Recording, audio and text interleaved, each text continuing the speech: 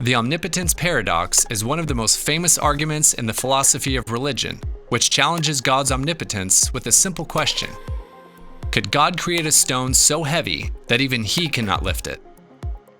Many skeptics think it's a decisive argument against the existence of an omnipotent God, but surprisingly, this argument is not popular among academic philosophers, and even some atheists have rejected it. Here's why. Broadly speaking, we can define omnipotence in two ways. The absolutist view holds that omnipotence includes doing absolutely anything, even the logically impossible, like creating a perfect circle that is also perfectly square. Western philosophical and theological traditions have almost universally rejected this view and have excluded doing the logically impossible from omnipotence. Let's apply the omnipotence paradox to these two views. The omnipotence paradox alleges that if God can do all things, then he should be able to make a stone he can't lift, but also lift all stones. But since those two actions are mutually exclusive, God can't do both, and as a consequence, omnipotence is impossible. First, let's apply this to the absolutist view. Under the absolutist view, God can perform even logically paradoxical actions like create a square circle. If logically paradoxical things could be a part of reality, then the fact that lifting all rocks and making a rock that's unliftable are mutually exclusive is not an objection to God's omnipotence, because by definition, logically paradoxical states of affairs could be a part of reality. As Alvin Plantinga puts it, such a God would eat logical paradoxes for breakfast. In fact, it seems the omnipotence paradox only works if we take a conjunction of the following two statements to be both true. Belief A. Omnipotence requires God to do even logically paradoxical things, which is the absolutist view. Belief B. Logically paradoxical things cannot be part of reality, which is the negation of the absolutist view. It's clear that the omnipotence paradox doesn't even get off the ground to challenge omnipotence, because even before the argument is presented, it requires a theist to implicitly adopt both the absolutist and non-absolutist view of omnipotence at the same time. What about the mainstream view? The position that omnipotence involves doing the logically impossible has been almost universally rejected by Christian theologians for the past 800 years. For instance, Thomas Aquinas writes that to do all things doesn't include performing logical impossibilities, because a square circle is simply not a thing. A square circle is an incoherent pseudo-statement that represents a failure in our language to meaningfully describe something. This should become obvious after a bit of reflection. Suppose someone says, think of something such as a proton, an atom, a mountain, or a galaxy. We immediately know what to think of. Whereas when someone says, think of a square circle, we're left baffled because a square circle is just a string of words. It only purports to represent something because it has two meaningful words in order, but turns out to not correspond to any meaningful mental representation. In view of this, the mainstream position among Christian theologians is that the set of all actions is made up of all logically possible actions, because logically impossible actions are not actions, but an incoherent mishmash of words. So immediately, it becomes obvious that the omnipotence paradox fails because on the list handed to us by skeptics of the alleged things that an omnipotent God should be able to do, we find the logical equivalent of a square circle. It's not possible to create a world in which God can both create a stone too heavy for him to lift, and he can lift all stones in existence at the same time. Such a world is logically impossible, and not something God is expected to do if he is omnipotent. To affirm otherwise would be to revert to the definition that omnipotence is the ability to make logically impossible things real. Second, the statement that God can create a rock he can't lift is inherently logically contradictory. The only difference between a square circle and God creating a stone he can't lift is that the paradox in the second statement is more cleverly disguised. The following thought experiment from the philosopher Ryan Byerly helps in understanding this inherent paradox. In the thought experiment, Ryan Byerly asks us to imagine that there are two people, a regular person called Joe, and a weightlifter. For the purpose of the thought experiment, let's suppose the biggest size stones they can each make is 80 pounds. Suppose the maximum weight Joe can lift is 60 pounds. The weightlifter can easily lift 200 pounds. Because Joe can make a stone which weighs 80 pounds but can only lift 60 pounds, Joe has an ability the weightlifter doesn't. He can make a stone he can't lift. But Joe only has this extra ability to make a stone he can't lift because he's physically less powerful than the weightlifter.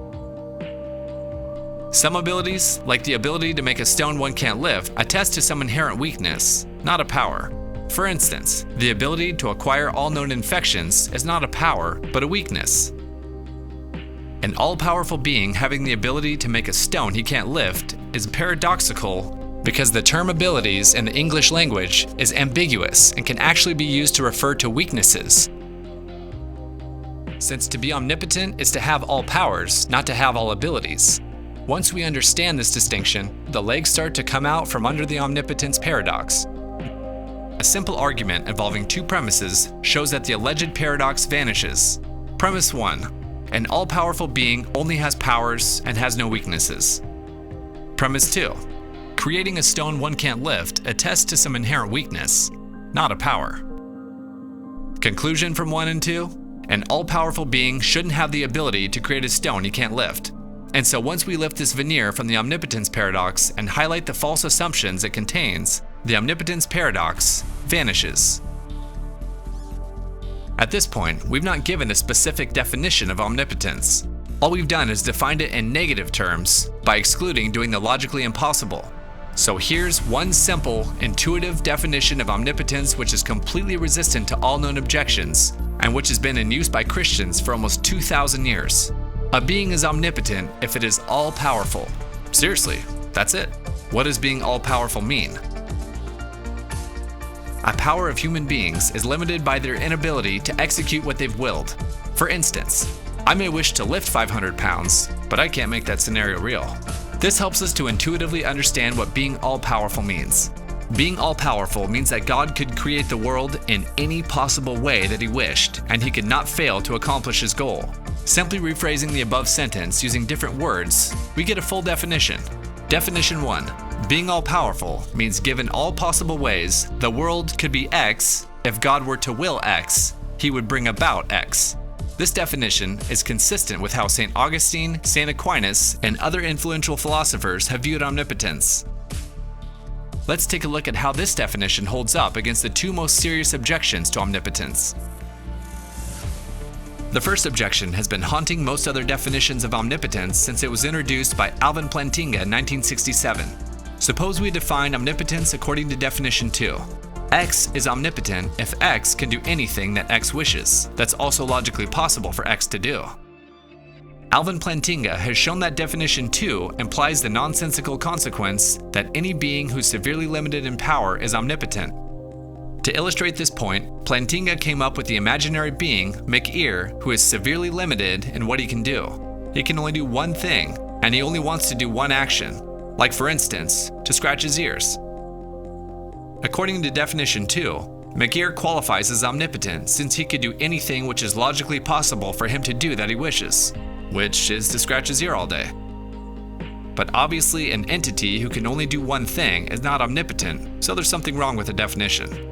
This objection undermines most definitions of omnipotence, but not the way Thomas Aquinas understood it. The definition given in this video holds that a necessary requirement for omnipotence is not being able to fail at one's goal. Yet there are possible beings, processes, events, or objects which could prevent McEar from achieving his goal.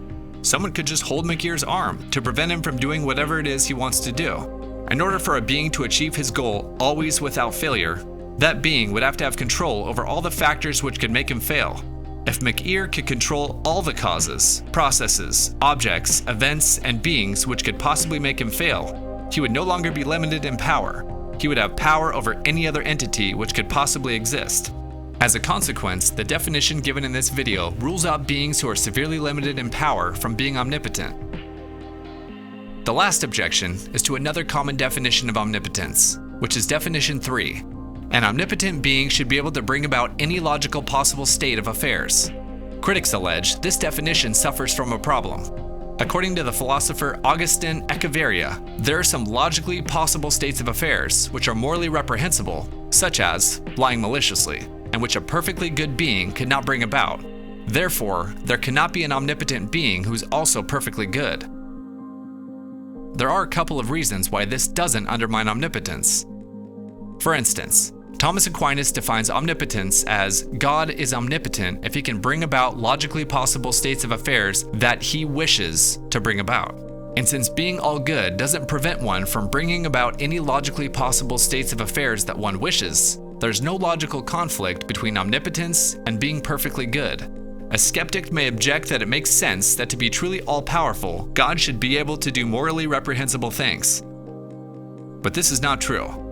We would say a person lacks power when they desire to bring about something, but there are external barriers preventing them they cannot overcome. There are no external barriers which prevent God from creating a world which is morally reprehensible. The constraint on God is due to his own moral goodness. Doing morally reprehensible things would be against God's desires, and if God could perform these actions, that would make God less powerful, not more.